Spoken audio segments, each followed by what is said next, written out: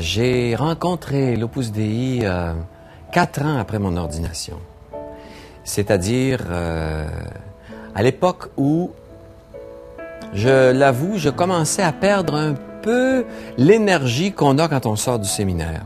La spiritualité et tout ça. Et je commençais à ressentir la solitude. Un prêtre séculier est confronté à la solitude. Le prêtre séculier, c'est vraiment le prêtre qui est dans le monde, au milieu du monde. Nous ne sommes pas dans une communauté. Le fondateur de l'Opus Dei s'est rendu compte que les prêtres séculiers avaient plus besoin d'aide que les prêtres religieux, par exemple, qui, eux, ont une communauté pour les soutenir. Et Saint José-Maria était un prêtre séculier. Alors, un jour, il a dit, « Je mets tout de côté, occupez-vous de tout ce que j'ai déjà commencé.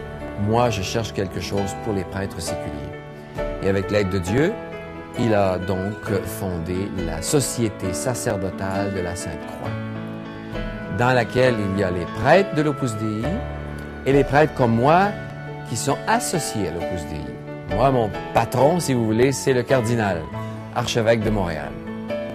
Tandis qu'un prêtre de l'Opus Dei, son prélat, c'est celui qui est à Rome.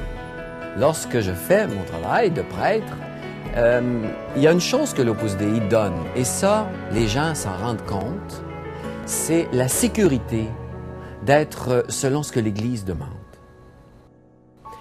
Et notre idée, c'est de servir l'Église comme elle veut être servie, pas comme on voudrait que ça se passe. Et ça, l'Opus Dei nous donne toujours leur juste là-dessus. Et je pense que de plus en plus, dans toute l'Église catholique, c'est reconnu. On est en compétition avec personne, au contraire. On espère que tout le monde puisse servir l'Église comme elle veut être servie.